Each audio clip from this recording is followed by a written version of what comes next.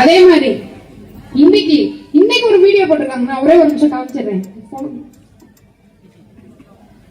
அதாவது பொய் பிரச்சாரம்னா எப்படி எல்லாம் வந்து சாதிக்கலாம் அப்படின்னு நினைச்சு இப்ப தினமும் சனி ஞாயிறுனா அவங்களோட வேலையே இதுதான். கீர்த்தனாக்காவை எப்படி அடிக்கலாம் அப்படின்றதுதான் அவங்க வேலையே. இன்னைக்கு நான் பொய் பிரச்சாரத்தை காமிக்கிறேன், நீங்களே சிரிப்பீங்க.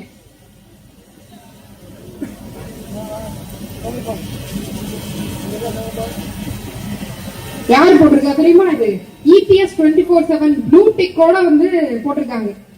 யாரோ ஒரு பொண்ணு இந்த மாதிரி ஒரு அரகுர ட்ரெஸ் போட்டுட்டு கார்ல ஏறாங்க. இந்த வீடியோ எடுத்து போட்டு இது யார் என்று தெரிகிறதா? எதுல?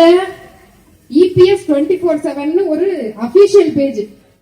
ஒரு பெண்ணை எப்படியெல்லாம் இழிவுபடுத்த முடியுமோ திமுகவும் அதிமுகவும் மாறி மாறி இப்ப இன்டர்நெட் எல்லாம் இப்படிதான் போடுறாங்க. இதன் உண்மையான சொல்லுங்க, இது நானா?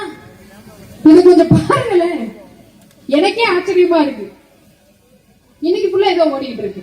அதாவது இதுலயே தெரியுது அவங்களோட இணக்கம், எவ்வளவு இணக்கமா வேலை பாக்குறாங்கன்னு.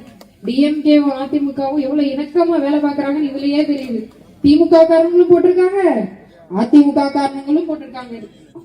அந்த அளவுக்கு இணக்கமா ஒன்று சேர்ந்து எப்படியாவது இதை கவிழ்க்கணும்னு பார்த்து முடியாது. இங்க இருக்க மக்களுக்கு தெரியும் எது உண்மைன்னு.